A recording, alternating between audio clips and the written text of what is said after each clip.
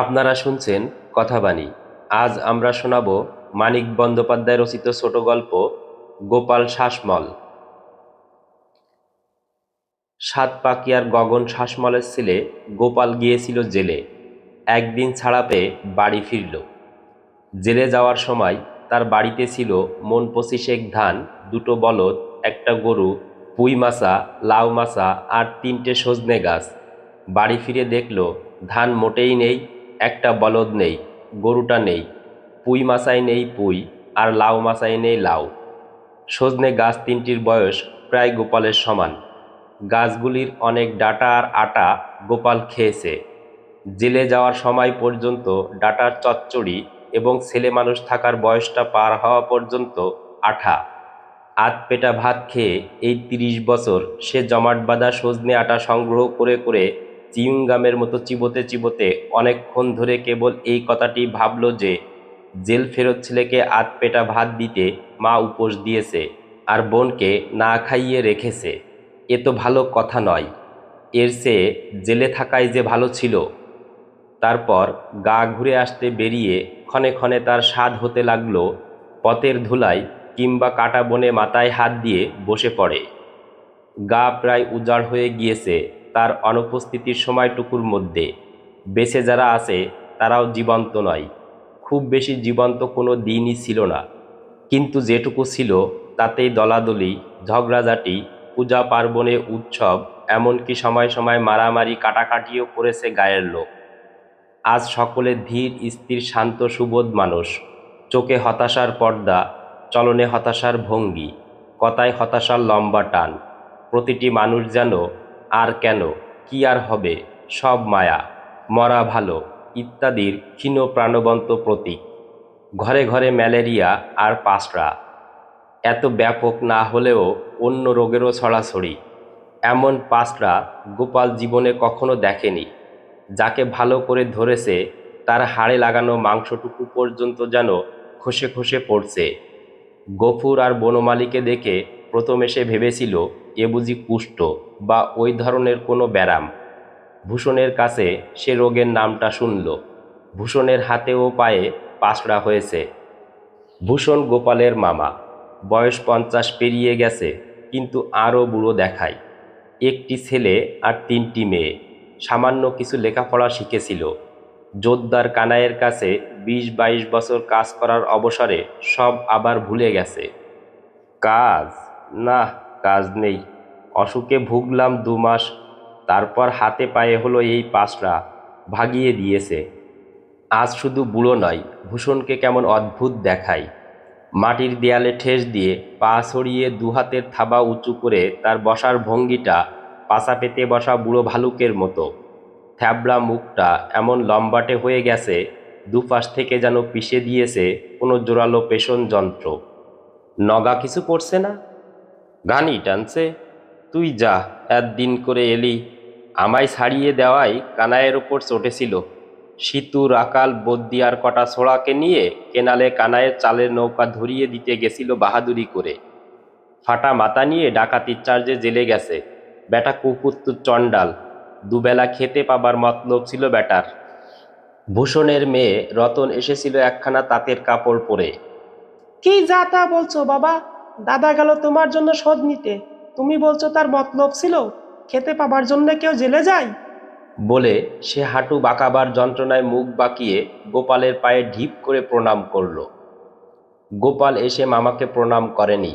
যাবার সময় ভূষণের পায়ের পাতার আধ হাত তপাতে মাটি ছুঁয়ে সে প্রণাম করল। পথে নেমে জোদ্দার কানাইয়ের বাড়ির দিকে হাঁটতে হাঁটতে গোপাল ভাবে, পৃথিবীতে যা সব ঘটছে তা তার বোধগম্য হবে না। 20 বছরের বেশি যে কাজ করে এসেছে, সে 2 মাস অসুখে ভুগে অশক্ত হয়ে পড়ায় কানাই তাকে ভাগিয়ে দিল। কেবল তাও তো নয়, 2-1 যোজন দূরের হোক, কানাইয়ের সঙ্গে একটা সম্পর্কও যে আছে তার ভূষণ মামার। যে সম্পর্কের জোরে তারও অধিকার আছে কানাইকে বড় মামা বলার। জোদ্দার কানাইয়ের বাড়ির কাছে এসে কান্নার আওয়াজ শুনে গোপাল থমকে দাঁড়িয়ে গেল। গায়ে পা দেবার পর এই কান্নার শব্দে যেন তার নিজস্ব একটা অদ্ভুত স্তব্ধতার আবেষ্টনী ভেঙে পড়ল এতক্ষণে। বেলা যখন খতম হয়ে এসেছে, এখন তার খেয়াল হলো গায়ের এতগুলি নারী পুরুষের বুক ভরা শোক কান্নায় রূপ পায়নি। কান্না সে শোনেনি গায়ে এসে। মৃত্যুপুরীর নীরবতাকে এতক্ষণ সে অনুভব করেছে, কিন্তু কতকগুলি জীবন্ত কঙ্কাল চোখে পড়ায় সে অনুভূতিকে বুঝতে পারেনি। অথচ এ অনুভূতি তার কত চেনা। কতবার জনহীন শ্মশানে তার হৃদয় মন এ অভিজ্ঞতা অর্জন করেছে। দাওয়ায় বসে কানায় আকাশ বাতাসকে শুনিয়ে অদৃষ্টকে শাপ দিচ্ছিল। গোপাল প্রণাম না করায় চটে গেলেও শ্রোতা পাওয়ায় সে খুশি হলো। তার ছেলের আজ ফিট হয়েছে। 2 বছরে 13,000 টাকা উপায় করেছে এমন সোনার চাঁদ ছেলে। কোনো বিশেষ অপদেবতা বা অপদেবী নজর দিয়েছে সন্দেহ নেই, কিন্তু কেন এই নজর দেওয়া এত ধম্মকম্ম পূজা অর্চনা করার পর? 2 বছর 24 ঘন্টা ভয়ে ভাবনায় দিন কাটাবার জন্য হবে বা? শশী একটু ভয় কাতুরে বটে তো। কিসের ভয় ভাবনা? সবিস্ময়ে কানায় শুধোই। এই ধরাঠরা পড়ে জেলে যাবার ভয়। চোরাই কারবারে ভয় তো আছে। কচু আছে, হাজার হাজার লোক করছে না এ কারবার। তুই বাদর জেল খাটিস, ওর জেলের ভয়টা কিসের? থেমে গিয়ে কানাই থুতনিটা ঘন ঘন এপাশ ওপাশ নাড়ে, আর লোমবহুল বুকে বাঁ হাতের তালু ঘষে। অম্বরের জ্বালায় জ্বলে যাচ্ছে বুকটা। সুধাময়ী এসেছে আজ। বটে নাকি? বেশ। এসে মানে আমি আনাইনি, এসে এনে ফেলে দিয়ে গেছে আমার বাড়ি। বিয়াই বেটা, জানিস গোপাল বজ্জাতের ধাড়ি। গোপাল খবরটা শুনেছিল। কানাইয়ের মেয়ে সুধার বিয়ে হয়েছিল গত বছর আশ্বিন মাসে। এবছর কার্তিকের গোড়ায় সে প্রসব হতে এসেছে বাপের বাড়ি। জামাই এসে রেখে গেছে। হুকো এসেছিল। কানাই হুকো টেনে কাশে আর বলে, পেটে 3বার লাথি মেরেছে, রক্তে ভেসে যাচ্ছে পিতিমি, তাই ফেলে রেখে গেল হারামজাদার দল।